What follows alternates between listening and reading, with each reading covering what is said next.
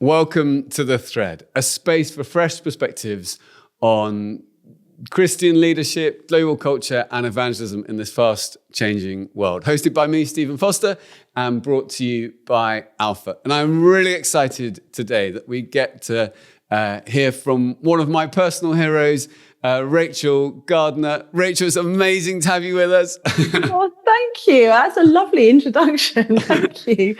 And Rachel, that you do so many things, so many strings to your bows. So you're heavily involved with Youthscape, which is a UK organisation that pioneers nationally in the youth and coming alongside and raising up emerging leaders and the youth work space. You're an ambassador for Home for Good, which helps churches and other organisations engage with adoption. And you're also the founder of the Romance Academy project, which helped create kind of good conversations with teenagers around healthy, good relationships.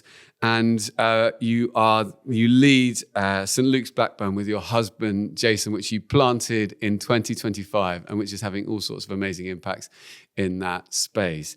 And as far as I'm concerned, for at least 20 years, probably longer, you have been a champion for the emerging generation, coming alongside, cheering on and advocating for youth and teenage boys and girls and others as well. And it's wonderful to have you with us. Thank you. It's a real honor to be with you. Thank you. And tell us, Rachel, where did your passion for Jesus come from? I love that question. I learned the reality of God in the same way that I learned like how to count and the alphabet. Like I grew up in a Christian household, so it kind of was the next stepping stone for me in terms of like, yeah, there's a God, there's more beyond, like there's stuff out there. But when I was a teenager, a few things collided like they often do. A friend was horribly sexually attacked. Another friend passed his driving test and had a car full of friends and they died in a car crash.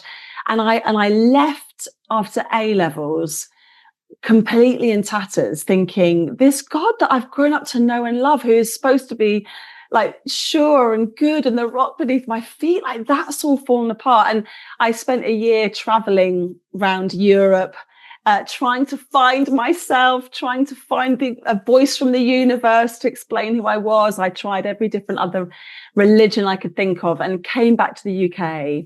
And with the courage of an 18-year-old, said to God, I give you 2 weeks to prove yourself. So my family were homeless. We'd moved into a community in Ashburnham on the south coast. So for 2 weeks, I just like marched around the lakes, raging at God, like, where are you? Where were you when you needed me? When I needed you? This is not part of the deal. And in those 2 weeks, nothing dramatic happened other than I just felt the Holy Spirit really close to me. And I ended those 2 weeks thinking, I don't have the answers, but I've been captivated by Jesus. I can't let you go. Like you are incredible. And I'm going to spend the rest of my life wrestling with knowing you more and working out. So I think for me, it was quite a powerful moment of a deep dive, really. And I've never let go of Christ since, because he's never let go of me, whatever I bring to him. Yeah. Yeah. Amazing. And tell us, Rachel, because your life, it feels to me, has been shaped by this kind of passion for the emerging generation, this kind of championing of youth and young adults, and this, almost like an absolute kind of almost fierce desire to come alongside them and advocate for them. And where did that come from? Where did that passion emerge in your life? That is such a good question, because I can't point particularly to a moment. I mean, I can point to moments where I felt God really called me into youth ministry, but like 20 years ago, youth ministry looked very different, didn't it? Like you weren't anticipating a full-time paid job by a church and a career development process. I think possibly, Stephen, for me, it's kind of the connecting points of during our adolescent years, you're converted to something. Like you have to be captivated by a vision for life. And so often the teenage years, people in their adolescence, in their early 20s, will be hitting life with a different kind of hunger. And I'm really curious about what hunger looks like in emerging generations. And I love all generations connecting with Jesus, finding God, finding meaning and purpose. But there's something quite powerful about what happens when someone in their younger years are captivated by Jesus, that I think maybe on a quite a selfish level, I want to be part of church that's exciting. I want to be part of people's lives where they're willing to say, I'll change everything. I'll lay everything on the line. I'll give it all up for you, Jesus. And for me, the threads of that was around sexual health. So when I started out as a youth worker 25 years ago, the big concern in culture was sexually transmitted infections, unplanned teenage pregnancies. And I did my dissertation in a degree in theology. I did my dissertation on the Spice Girls. Do you remember them? Yeah. And asking, like, what does the gospel have to say to a generation of young women raised on the values of Spice Girls?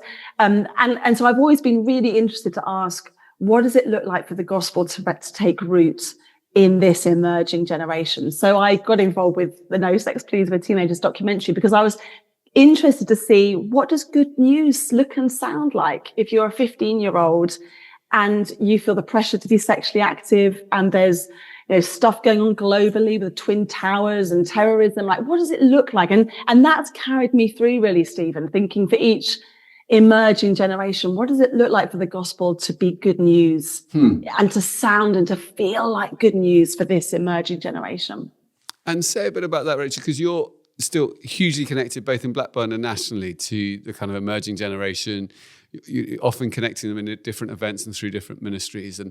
And so what is it you sense, if there's someone listening and they're saying, I'm really excited about that vision, how do I connect as a church leader or as a youth pastor? What is distinctive about this moment we're in, and what the gospel might have to say to the emerging generation today? Well, I think at the moment we see an emerging generation who are being spiritual in ways that we don't quite understand. And it's quite disorientating, particularly for people like me who've been involved in supporting and working with younger people for a long time. I think we've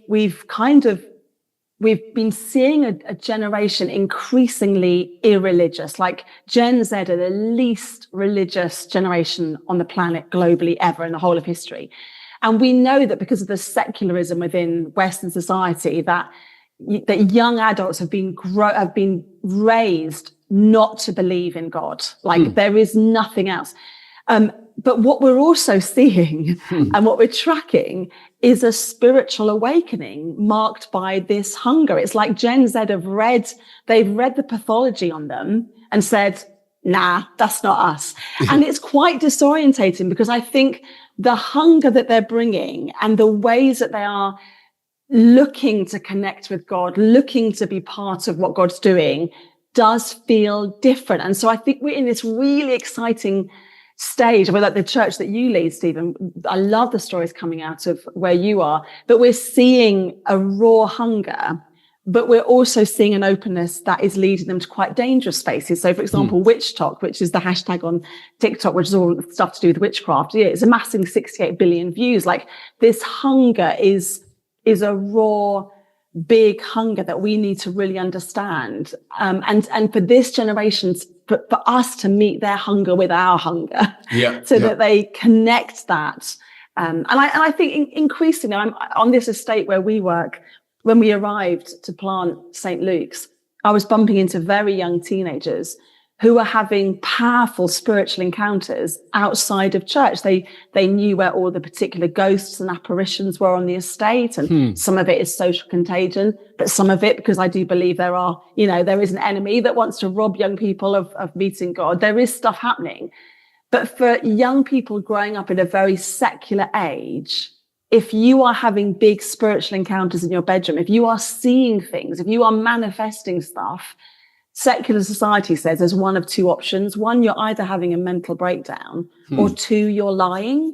And so I think what we're seeing is a hunger in a generation happening in a void where society does not know how to respond. Yeah. Because what tools does society have? So the only people well placed to respond is that local community of people that love Jesus, who are hungry for Jesus, who want to know Jesus more, who want to have a fire of the Spirit at work on us. So I think it's a really interesting time, but a challenging time for us, and we need to be listening well. Yeah, it's so interesting. Someone said to me, it's like the rising generation is completely open in a way that I've never seen before. But they're open to everything. I mean, they're open to, so we had someone recently who was like, I've tried crystals, I've tried tarot cards, I think I'm going to try church. And it was just like another thing. And also with dreams, it's like we have, I was so struck, that's so interesting what you say, because we had someone turn up who, he had had these recurrent dreams for a number of weeks, and he'd gone to other people to try and make sense of these dreams. And that someone had said to him, are you sure you're okay? And the one person he felt he could text was someone who goes to our church. And she said, well, why don't you come to church? And she was the first person who had any kind of positive construction on this dream, that it might be God trying to speak to him, which is kind of what he sensed, this recurrent. So I think the dreams thing is really interesting. Well, if people will be listening to us, they'll be saying that they'll be really inspired by the idea of listening to those people who are open and trying to listen to the culture. How would you recommend that we do that well?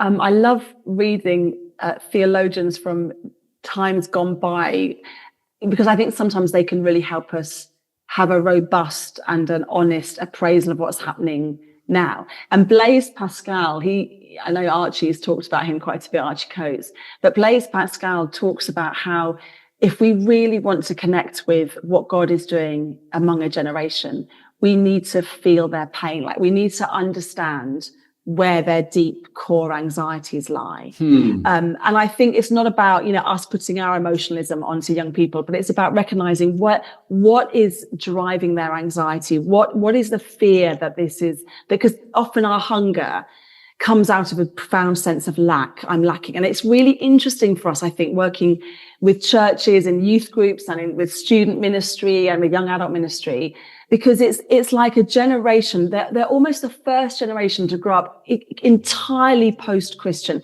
entirely secular, where they've experienced the world of COVID, where what saved them was science, and yet they have this inbuilt sense that there's something they don't have. They are lacking something that they didn't even know that was missing. And I think those stories of dreams, it's really interesting that young people instinctively know probably my local church will have some answers. Yet what is there in culture telling them that that's the way to go? Because actually so many churches have lost connection with young people that it just doesn't exist anymore. So I find that really interesting. So I think listening, if you're a church leader thinking, what does listening, listen to youth culture, like get on Substack, like listen to the conversations, people like Lamorna Ash, like listen to how the commentary within youth culture is going around church and faith and what's interesting. And also listen to local young people, listen to what they are anxious about. What are they concerned about? What are the things that they care about? And what's quite interesting, Stephen, I think, is that for many young people, Jesus, Christianity isn't in their imminent frame. So if you're looking to hear them say, I think what I need is Jesus, you're probably not going to hear that. Yeah. But if you're listening to hear, I like global war, like, am I going to be enlisted soon? Like, am I going to be fighting on a foreign territory? Like the fear of like life ending early is real for this generation. Like climate crisis, not being able to pay for the heating, not being able to feed your family. Like these are real fears that are looming on the horizon. And being able to listen to these fears and hear underneath it the deeper questions about purpose, like, why am I here? And I think our role as church leaders and youth leaders is to invite Jesus into the imminent frame, like do what he did really well. Tell the stories of what it looks like when Jesus shows up in a situation. Tell the stories of you can know peace in an anxious world. It's possible. Like you can know inner healing and wholeness in a world where you've been destroyed by the amount of pornography you've seen online and you feel completely wrecked and traumatized. Like it's possible to kind of know a peace in your scattered mind. So I think if this is what I'm saying about us being quite disorientated, because our old models of reaching young people won't work. But actually the new models of saying, you want to see fire? Come and see fire. You want to encounter God? Come and encounter God. You want to connect with people? Come and connect with people. I think that's the way forward, really. Oh, it's so interesting, Rach. And I love that because listening deeply to kind of people, and I think it is interesting in the rising generation. There are these kind of almost like a new kind of fear, which wasn't necessarily present in my generation. There were probably other fears. So there's a risk for churches and church leaders if you're communicating through what you understand the world to be, rather than how it's being experienced by the rising generation today. There can be a bit of a disconnect, and so I know you're great at kind of because someone might say, well, how do I do that? But actually, you will just grab a coffee with like 6 or 7 kind of teenagers and say, tell me what you're thinking. You have your to put it in one way, you have your focus groups. You don't have them as focus. They're not focus groups, they're your friends. But actually, it keeps you're very, very close and connected. It's not like I read a report one day and this is now how I understand the rising generation. They're actually people you've got round, I think you would say, the table having squash and donuts with. Yeah, absolutely. And in Blackburn, it's all about a brew and a custard cream. Absolutely. Yeah. But I think you're absolutely right, because I think it's about creating spaces where you can excavate buried spirituality. Because I think many young people and young adults have grown up in a world where tolerance is the great virtue. Yeah. So if you sound like you're saying, but I don't know if that's true. I'm not sure if that's, how do you know that Jesus is the way to God? Like, what does that mean in a pluralist society where I've got friends that believe this and this and this and this? Like, that can be quite terrifying to ask those questions. And so I think creating spaces where young people feel deeply connected, where they are allowed to disagree with each other. They don't have to agree with you, where they can relax and like nobody's filming them. Nobody's about to cancel them. No one's about to kind of bring this back to throw at them. It's like there's peace here. We can talk, we can be honest. We can be authentic about this. I think those spaces are really important. For this generation, because it's not easy for them to bring their questions. Like 20 years ago, I was invited into high schools in North London to do something called Guerrilla Christian. I don't know if it still exists. It doesn't exist here. Where like you'd be brought in like this, we found a local Christian, we've trapped her in the wild and we've dragged her in. And teenagers, like the best group would be your year 10s, your 15-year-olds who are all complete atheists 20 years ago. And they'd be like, what happens if a Christian takes drugs? And I'd say, they get high. Next question. Whereas nowadays, like that's not at the front of a young person's mind, but it's there. Like they've got eternity built into their being. But we just need to create spaces to kind of dig into that, to excavate that, to ask questions about that, and go on a bit of a journey with young people. It's so interesting, Rachel, because I think one of our youth pastors said to me, actually, because we ran Youth Alpha recently with the new films, which are brilliant, but they were saying that one of the things that people just appreciated is being able to be in a group together and just have a conversation about, important issues and how you feel about things, and to do that in quite a relaxed way where no opinions off limits, no questions out of bounds. And it's almost like there's a gift that the church can give to the rising generation, which is, in a funny way, creating a bit of a safe space. I know the language of safe space can be a little bit kind of tricky, but it's like this is a space where actually you can say what you think. As you say, you're not going to get cancelled.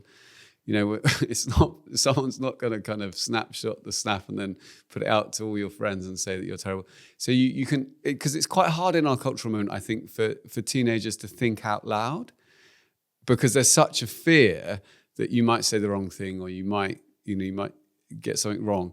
And then if you can't think out loud, it's really hard to know what you think sometimes. Yeah. Yes. No, that's really, really good. And I think you can have that same principle in terms of unpacking scriptural stories as well. Because I think we did some research at Youthscape. We just did some deep dives into how young people are encountering Jesus in scripture. So we found these, we actually made some focus groups, some real focus groups. And we sat with these young people who are not connected to church, not particularly, they're spiritual, but they wouldn't call themselves religious. And we talked through some of the stories, the encounter stories, like Jesus at the well with the woman, and Jesus healing the paralytic man. And Stephen, it was so interesting what they saw. So we'd read the story, explain it again, make sure they got all the sense of like who the characters are, what's been going on. And then we'd say, what did you notice? What do you notice? And invariably they didn't notice Jesus. Or if they noticed Jesus, he was a kind of a small part player in it. What they were bringing to the text was self-actualization. A sense of actually what I need to do is take ownership of my own mental health crisis. And just like the friends lowered their friend through the ceiling, I need to kind of put myself in places where I can, good things can come my way. And so all really, really great stuff. But again, it's this imminent frame thing. We had to then say, now what you're talking about is the power of transformation. So in this story, where does that power come from? Because I think for so many young people, that sense that there is a God that meets you in Jesus and can transform your life. They love the idea of there being a benign God, a kind God, a God that wants good things for them. I think the idea of a loving God has been rehabilitated in culture. I'm not coming across young adults saying, I don't believe in God. And if there is a God, he must be really sick because cancer happens. I'm not really hearing that. I think God being good has been rehabilitated, but God coming close to you, God wanting to transform you by his Spirit from the inside out, God who actually will change you and shape you. That feels like a much bigger leap for this generation, because I'm not sure they want a God that does that. They want the fruit of that. They want a life of peace. They want that connection. But that feels like an uncharted territory for young people who, everybody's got a view on your life. Everybody wants to change you. Everyone's a hater. If they don't accept you as you are, then they're not good. And I think that can be quite a complicated bit in the conversation. So that needs to be handled really boldly and kindly as well. Fascinating. Absolutely fascinating, Rachel. Just say a little bit about the other thing you've done all through your life is raise up leaders from within the emerging generation and champion them. And we were just talking before we went live. There's a guy on the team here today who's part of the crew behind the scenes who became a Christian hearing you speak a few years ago, and just one of many examples. But then you hasn't stopped there. You've taken people on, you've developed them, and helped raise them up as leaders. What are the things you've learned over the years by investing and raising up the rising generation? Do you know, I always feel such a fraud when people ask me these questions. I always feel like, oh gosh, I never set out to do that. And just like being a woman in leadership, I'm often asked to speak about being a woman in leadership. And I'm always a bit like, well, I am a woman in leadership, but I don't really spend much time talking about it because I just get on with it. So I feel like I'm a little bit of a fraud. But I think that if you're a disciple maker, I think your heart is for the people that you disciple to reach beyond you to Christ and to go further, isn't it? That's your heart. Like if you're an adoptive parent or a foster parent or if there are any kids in your life that you care for, you instinctively want them to go further, do more. And I think that's probably been a driver in me, because I'm very conscious as a leader and just as a human being of my many dysfunctions. I'm very conscious of the different stages in my life, and I wish I'd nailed things by 20, and I wish that by 30 I was like this, and I wish that by 40 I was like this. So I think that's sort of built into the heart of being a disciple maker. But I think at the moment what I'm playing around with and thinking about, and we're sort of innovating a bit here at St. Luke's, is a recognition that for many of the young people we work with here, the idea of being a leader is yucky at best, just don't want it at worst. Some of that is because actually they are looking at models of leadership, role models that are not godly, not good. So we can help deconstruct that with them. Partly, I think, because Jesus is wanting to do a new thing in his church. I think this renewal that we're seeing is not just coming to emerging generations. I think it's coming through emerging generations. I think Jesus is shaping his church and changing his church and breaking down some of our ideas about what leadership is. But I think also here in our community, people who are leaders, young people think that leaders are people who come from outside the community. They've got lots of resource. They've got all the answers. They come in and tell you what to do, and then they disappear. So the thought that a leader comes from within this deprived community is like unheard of. And I think it's taken me a little while to clock that that's the barrier. So we don't use the language of being a leader very much here, but we engage young people and young adults very quickly in participation and empowerment, and we give responsibility. So whether it is the key safe outside the vicarage and the lock code and the young adults who are in recovery, who live in hostels, they know, some of them know the code because they'll come in and walk my dog. And that's them taking responsibility. That's them exercising leadership. Or whether it's young people who are leading worship on a Sunday morning, or who run the sound desk, or we go and do street evangelism together. We wouldn't always call them a young leader, but we very much think, what does responsibility look like for you? And it's very much a kind of a mentorship thing. The adult with them goes nowhere. They're right alongside them. They're right with them. You know, we succeed together, we fail together, and we learn more from our failures. So I think we're sort of looking at that a little bit. And for us, it's not creating a young leaders resource. It's kind of a little bit and often. So we see our young adults and our young leaders pretty much every day, midweek plus Sunday, little and often, because that's how it works on a community like ours. Two of them we've got on some national programs, which is really exciting, and they're part of that. But it's taken quite a long time to build their confidence and courage to even cope with sitting on a Zoom, once a month with young leaders from other places. So we're so proud of them. We're throwing popcorn at them while they're there. We're feeding them stuff. But it's a long, slow process for us. Wow, that is so inspiring. It reminds me when I grew up on the edge of a little estate, and I remember whenever someone moved to the area, we'd always say, "How long are you here for?" Because we'd have these like leaders come in for a year or 2 years and then disappear.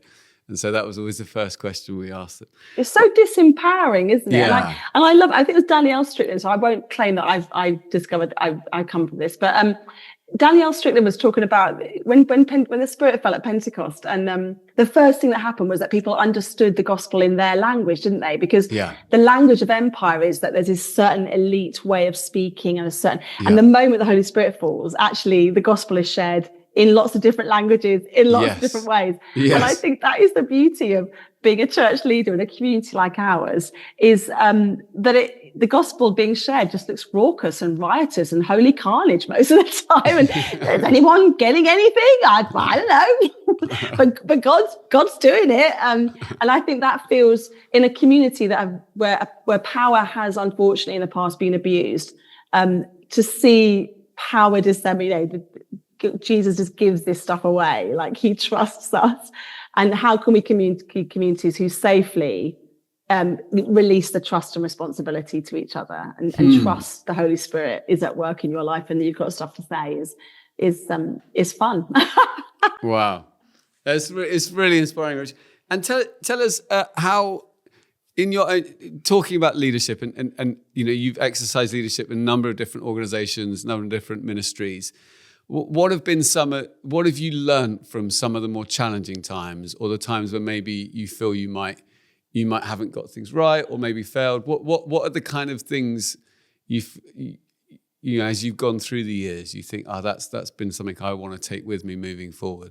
I think I'm learning that I only grow as a leader through challenge and pain, and I wish that wasn't true. I wish I learned how to be a good leader in the good days. But I think it is when you, either because you recognize that you put yourself in the center of this and Jesus needs to take you down a peg or two, or because you realize actually this was never about me in the first place, and God, this is a moment of trust.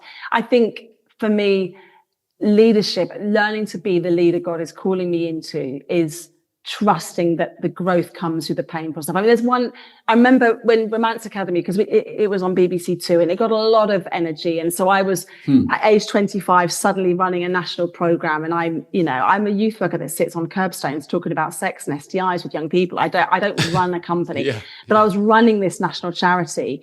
And this guy who had been funding it for 2 years wanted to meet me and our lovely chair of the board at that time in a swanky restaurant, and essentially said to me, "Rachel, you're great at youth work and you're terrible at running a charity." And I said, "I'm just going to go to the toilet." And by the time I'd got to the loo downstairs, I was having a panic attack.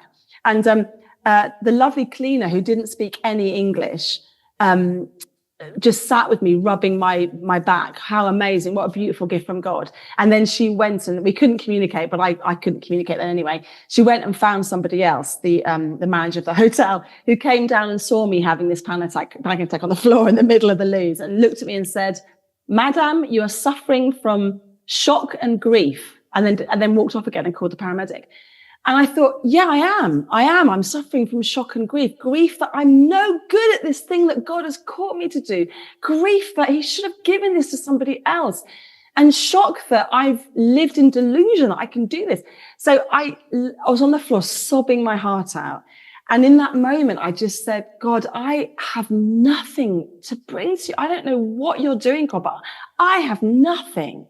And I think at that time, we'd had like 7 years of failed fertility treatment, and every teenager I was working with was getting pregnant, all this kind of stuff. So I said, I have nothing, God, but I'm yours. I'm just yours. And whatever you ask of me, I'll do it. And then the lovely chair of the board came and found me, and the paramedic found me, and it was all, but I think that's an example of a moment where I came out there thinking, I don't know what I'm doing, but I've come out of here with a deeper conviction that God, whatever you're in, if you're asking me into it, I trust you. And you know how awful I am. Like, you know how rubbish I am at raising money and sorting out HR. So you know what you've got in me. So I think that's been a beautiful thread through my life, that there've been many times where I've prayed, Lord, I don't know what I need right now, but will you send to me who I need? And God has sent me people that I didn't know I needed, but they've shown up and I thought, you're what I've needed. So I think for me, that journey is of connection. I can't lead on my own. Yeah. Jason and I are married and we are polar opposites. And so it means that on the good days, we lead really well. On the bad days, we have to sit our staff team down and say, we are so sorry that we've just dragged you into our inability to communicate. So I think when you have people with you, our team are amazing, who are willing to lead in connection. Yeah. Be honest and vulnerable, and you set your threshold for feedback really low. We're not. I think that's been a great gift for us, and I've learned through all of those trials really to trust God, to trust the people that God's put around me as well. Yeah, that's really it's great to hear, Rachel. It's a powerful story. And one of the things I've always admired about you and Jason is I know there have been times in your life where there's been, real challenge and suffering and grief and loss. And yet that seems to have forged in you both this remarkable desire to be obedient to Jesus, whatever he asks. So I remember once having a conversation with you guys before you moved up from northwest London to the northwest of England, and moving into different towns which are places of real urban need, and at that time you maybe had some well-meaning friends saying kind of like, are you sure you want to do this? Are you sure this is a good idea? And I remember you saying to me, Jesus has asked us to do it, so we're going to do it. And then with planting the church in Blackburn again in 2023, it's almost like you guys felt Jesus has asked us to do this, we're going to do it. And how have you kind of cultivated that obedience and that kind of willingness to stick it out and persevere even when things can be challenging? Oh, that's such a good question. I think the danger is that I sit here and in hindsight, I make it sound like it was really clear and really obvious. And I think in reality, all the way through my sort of Christian life, I kind of have a sense that, God, I think you're saying this, and why wouldn't this be what you're asking of me? And I think sometimes why wouldn't you want us to plant a church in Blackburn? And both our children are adopted. Why wouldn't this be the child that you want us to give a home to? And I think that can sound like flippant and like, well, whatever doesn't matter, but it's not. It's actually God, I really trust that this little stirring that we're feeling, that we're not sure about, is it of you? We'd really love it to be like 100%, like we feel super confident, but probably we won't, because it's faith and it's trust and it's obedience. So we think it's this. Good people around us who we really trust are saying, yeah, okay. And God, will you just stop it? If it's not the right thing to do, will you stop it? And I think, just like with our beautiful kids who are, our forever children, and the community in Blackburn, I think God has melted my heart each time, because when we're obedient, I kind of see being obedient as just sitting very close to the fire, like a marshmallow, and just letting the fire melt the marshmallow. So I'm like, God, I think you've asked me to sit here. I don't know why, but I'm going to sit here and just let your love melt my heart for these people. And so in the few months before we moved to Blackburn, because Stephen, to be honest, I was like, no, we're not doing that. No, we've got 2 very vulnerable children. We're going to a very deprived community. Oh, no, there's no Starbucks. There's no Starbucks in Blackburn. No, we're not doing that. And so my kind of practice in the months running up to that was I drove from Preston to Blackburn every week, once a week, and asked God to melt my heart. And so by the time we moved, I was like, oh man, Jesus, you've got something big in store for this community, and I get to be here and see this. Like, why wouldn't I want to be here? And I think God speaks to each of us differently. The way we discern his spirit, is quite unique to each of us often. But I found for me, it's often been that kind of, why wouldn't you be asking us to love people here in your name? Why wouldn't they be your first dream for us, God? So yeah, I think that's but I think what's kept Jason and I going is, he's a northerner who just makes me laugh just by he's just hilarious. I find him so funny. Is we just have riotous laughs. Him and I will sit in the garden here at the vicarage, or we'll walk around the estate. We prayer walk twice a week around the estate. And you just see what God's up to. And it's brilliant, because we call our Sunday gatherings holy carnage, because they're just so chaotic and so wild. And then people will tell us in a week, God did this in my life. And we're like, really? Yeah. He did what? When? How?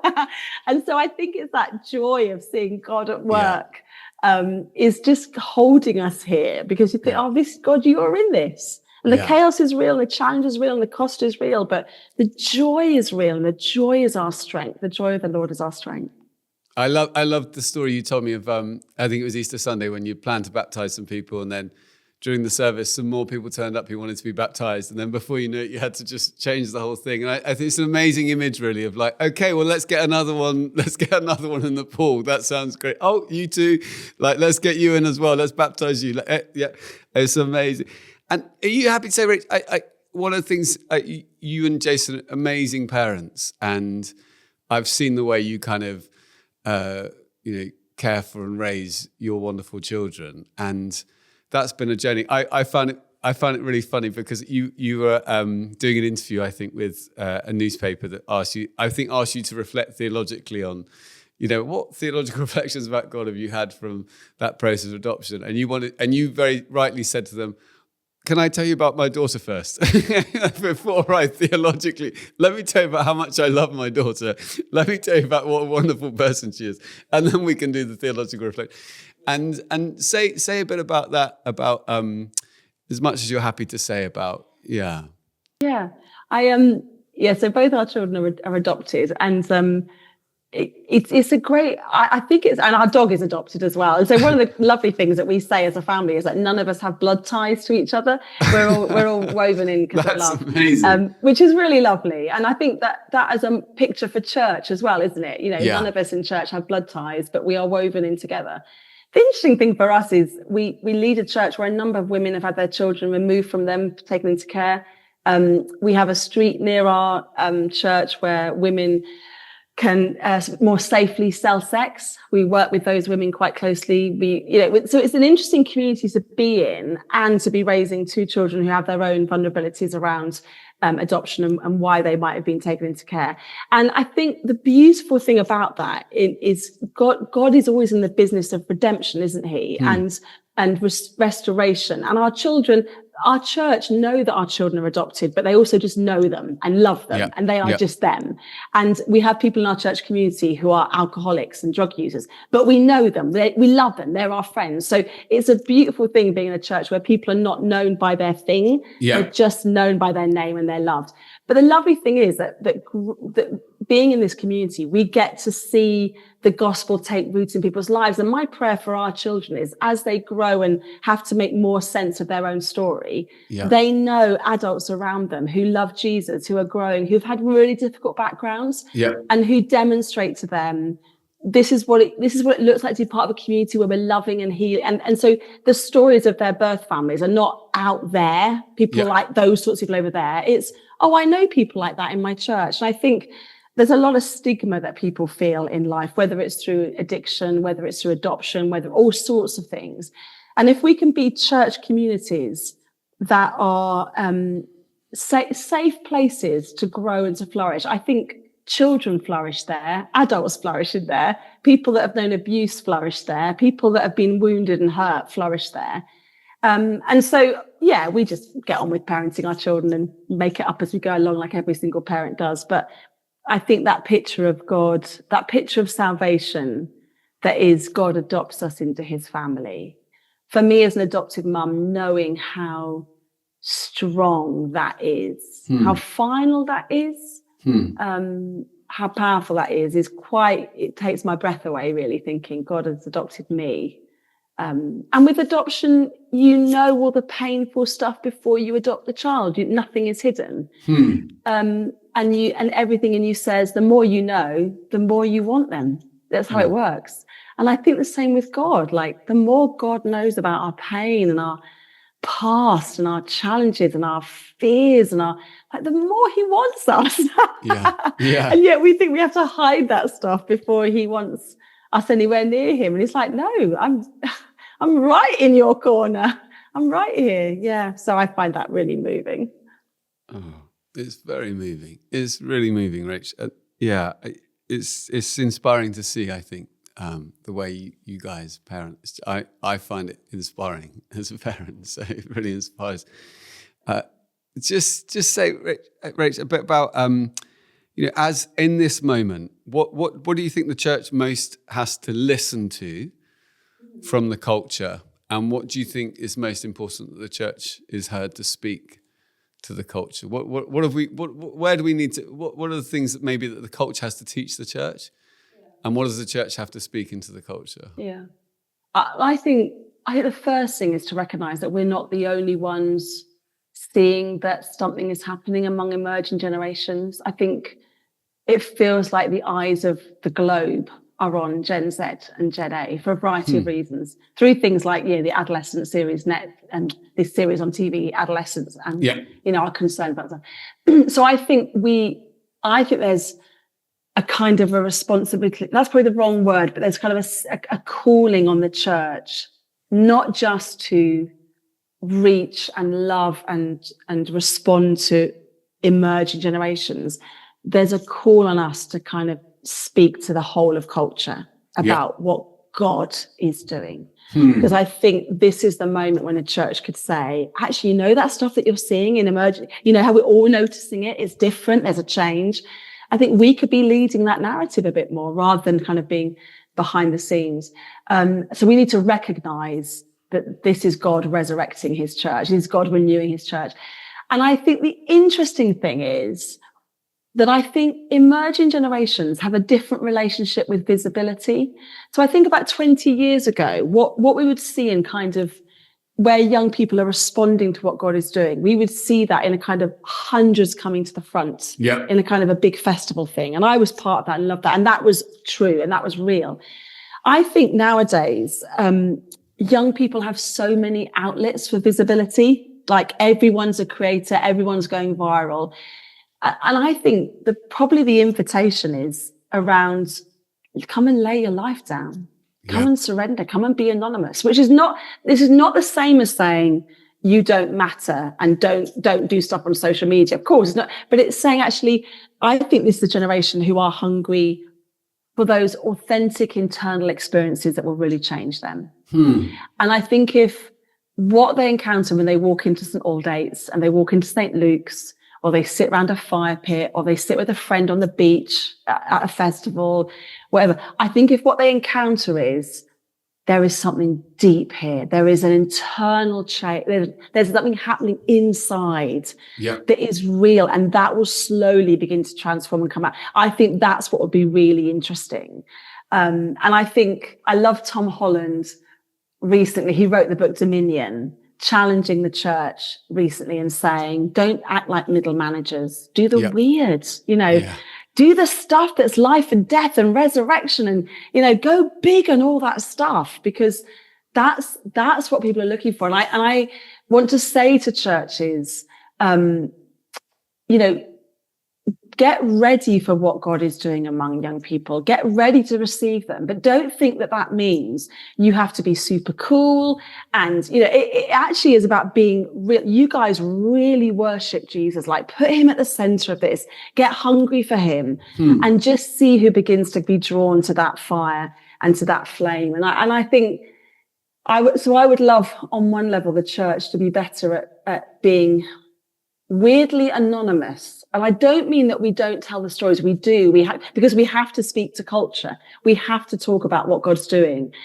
But I think increasingly inviting emerging generations to be wild, rebellious, radical, do stuff that we're going to slightly shelter them and let's say, you go do that. And let's just see what God does through that. It's going to be a great challenge for us. And I'm excited about that.